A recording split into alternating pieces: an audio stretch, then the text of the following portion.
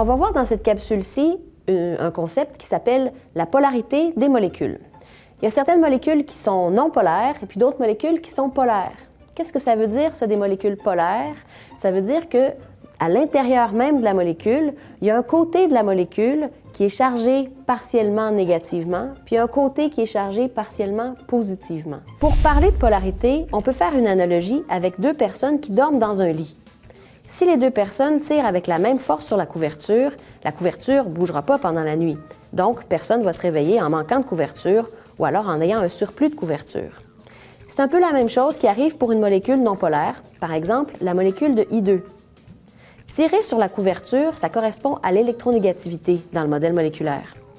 Comme les deux atomes d'iode ont la même électronégativité, les électrons de la molécule sont répartis uniformément, donc aucun atome ne se retrouve avec un manque ou avec un surplus d'électrons. Si toutefois, une personne tire plus fort que l'autre sur la couverture, cette personne se retrouvera avec un surplus de couverture au détriment de l'autre, qui aura froid. C'est ce qui arrive avec une molécule polaire, comme la molécule de HCl. L'atome de chlore a une plus grande électronégativité que l'atome d'hydrogène. Il tire donc plus fort sur les électrons. C'est pourquoi on observe un surplus d'électrons autour du chlore. Ce surplus est représenté en rouge dans la figure et confère à cette portion de la molécule une charge partielle négative représentée par un signe delta-. Au contraire, l'atome d'hydrogène a un manque d'électrons, ce qui lui confère une charge partielle positive représentée en bleu et symbolisée par un delta+. Je vais vous expliquer comment déterminer la polarité d'une molécule. D'abord, on doit se demander s'il y a des liaisons polaires dans la molécule. Une liaison polaire, ça implique qu'entre deux atomes qui sont liés ensemble, il y a une différence d'électronégativité suffisamment grande. On dit généralement une différence d'électronégativité plus grande que 0,45. S'il n'y a pas de liaison polaire dans la molécule, elle est nécessairement non polaire. S'il y a des liaisons polaires, par contre, il faut pousser notre raisonnement un peu plus loin. Est-ce qu'il y a un vecteur résultant? Alors là, il faut additionner les vecteurs de polarité de chaque liaison polaire sur la structure 3D de la molécule pour le savoir. S'il n'y a pas de vecteur résultant, bien sûr, la molécule est non polaire. S'il y a un vecteur résultant, alors là, voilà, c'est à ce moment-là qu'on a une molécule polaire. En résumé, les molécules qui ont une structure asymétrique donnent des vecteurs résultants, généralement. Donc, s'il y a des liaisons polaires et une structure asymétrique, la molécule est généralement polaire. On a vu comment faire pour déterminer si une molécule est polaire. Je vais te demander de l'essayer. Est-ce que tu peux me trouver parmi ces 4 molécules laquelle ou lesquelles sont polaires? Je me lance. Alors, je dois commencer par faire la structure CO2. La première question que je dois me poser, c'est est-ce qu'il y a des liaisons polaires? Donc, est-ce qu'il y a quelqu'un qui tire sur la couverte? Pour ça, on a dit qu'il fallait regarder la différence d'électronégativité. Donc, l'oxygène, son électronégativité est 3,44. Le carbone, 2,55. Et donc, la différence est suffisamment grande, donc plus grand que 0,45, ce qui veut dire que je vais avoir un vecteur. Le vecteur, je vais le dessiner, mais il va pointer de quel côté? Vers l'atome le plus électronégatif, vers celui qui tire le plus fort. Donc, ça va être vers l'oxygène comme ça ici. Comme j'ai exactement la même liaison de l'autre côté, bien, je vais avoir exactement le même vecteur, de même taille, mais en direction opposée. Deuxième question, je vais me demander s'il y a un vecteur résultant. Donc, dans ce cas-ci, comme les deux vecteurs sont identiques mais complètement à l'opposé, ils vont s'annuler, donc il n'y aura pas de vecteur résultant. Donc, comme il n'y a pas de vecteur résultant, ça veut dire que c'est non polaire. C'est bien ça? Oui. J'essaie de faire la même chose avec H2O. Donc, la structure de H2O, ça va être comme ça ici. Je vais encore me demander les différences d'électronégativité. Donc, 2,20, 3,44. Il va y avoir une différence suffisamment grande. Donc, je vais avoir un vecteur qui va pointer vers l'oxygène ici. Là, les vecteurs sont opposés, ils s'annulent. Donc, c'est non polaire. Je pense que tu as oublié quelque chose. C'est que tu n'as pas du tout considéré la forme de la molécule. Tu as seulement dessiné sa structure de Lewis. Pour savoir si les vecteurs s'annulent, il ne faut pas regarder s'ils s'annulent sur le dessin. Il faut regarder s'ils s'annulent dans la structure tridimensionnelle de la molécule.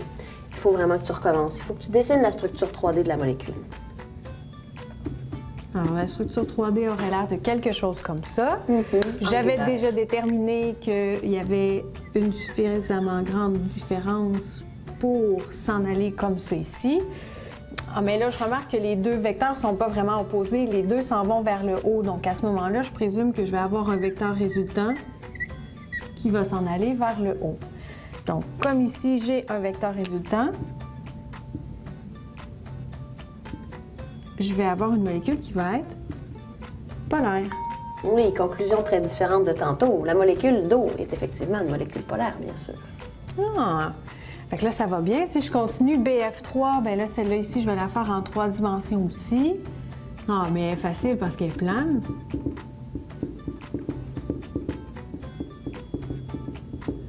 Et là, comme tout à l'heure, je me demande, est-ce que je vais avoir des liaisons qui sont polaires? Je dois donc regarder les électronégativités de chacun des atomes impliqués. Le fluor, 3,98. Le bore, 2,04. Oh là là, on a quand même une très grosse différence d'électronégativité ici. Donc, évidemment, je vais avoir 3 vecteurs, comme ça ici. Et puis là, je dois t'avouer que je me pose des questions à savoir comment je vais faire pour savoir si ces vecteurs-là s'annulent. Ils ont l'air de partir un petit peu dans tous les sens, mais je ne saurais pas dire s'il y a un vecteur résultant ou pas. Pour savoir, quand on a plus qu'un vecteur, s'il y a un vecteur résultant, on doit les additionner. Puis pour ça, il va falloir regarder les composantes des vecteurs. Donc, je vais recopier un peu plus bas les vecteurs que tu as dessinés ici. Donc, les deux vecteurs qui pointent vers le bas, déjà ici, on les voit, un comme ça, puis un comme ça ici. Vois-tu, si on dit que l'horizontale, c'est le X, bien, il y a une composante en X de ces deux vecteurs-là. La composante en X serait ici. Puis si on dit que la verticale, c'est le Y, bien, il y aurait aussi une composante en Y, comme ça, ici. Vois-tu? Oui. Les deux vecteurs, les deux composantes en X de ces deux vecteurs-là sont identiques. Ils pointent autant à gauche qu'à droite, tous les deux. Donc, on peut dire que ces deux vecteurs-là s'annulent entre eux. C'est vrai que les deux petits vecteurs verticaux en rouge s'additionnent pour donner une espèce d'intermédiaire résultante qui a une taille plus grande parce qu'on a additionné les deux petits vecteurs et ça pointe vers le bas en Y. Bien, ce vecteur-là va être complètement annulé par le vecteur qui pointait vers le haut qu'on n'a pas encore regardé depuis le début. Donc, le vecteur initial et les composantes en Y des deux vecteurs qui pointaient vers le bas, ça s'annule. Donc, est-ce que tous les vecteurs s'annulent? Oui. Oui. Tous les vecteurs s'annulent. Alors, ben voilà, il n'y a pas de vecteur résultant et la molécule est non polaire.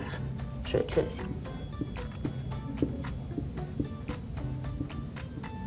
Ah, ça me rappelle un peu ce que j'ai fait dans mes cours de physique. Si j'essaie maintenant de faire le NH3, donc NH3, là aussi, il faut que je fasse attention parce que dans ma structure, ça aurait l'air de quelque chose comme ça ici. Très bien. Pyramidale à base triangulaire. Et là, je regarde les différences d'électronégativité. Je commence déjà à me souvenir de certains d'entre eux. L'hydrogène, c'est 2,20, alors que l'azote, c'est 3,04. Encore une fois, j'ai une suffisamment grande différence d'électronégativité. Je vais avoir un vecteur.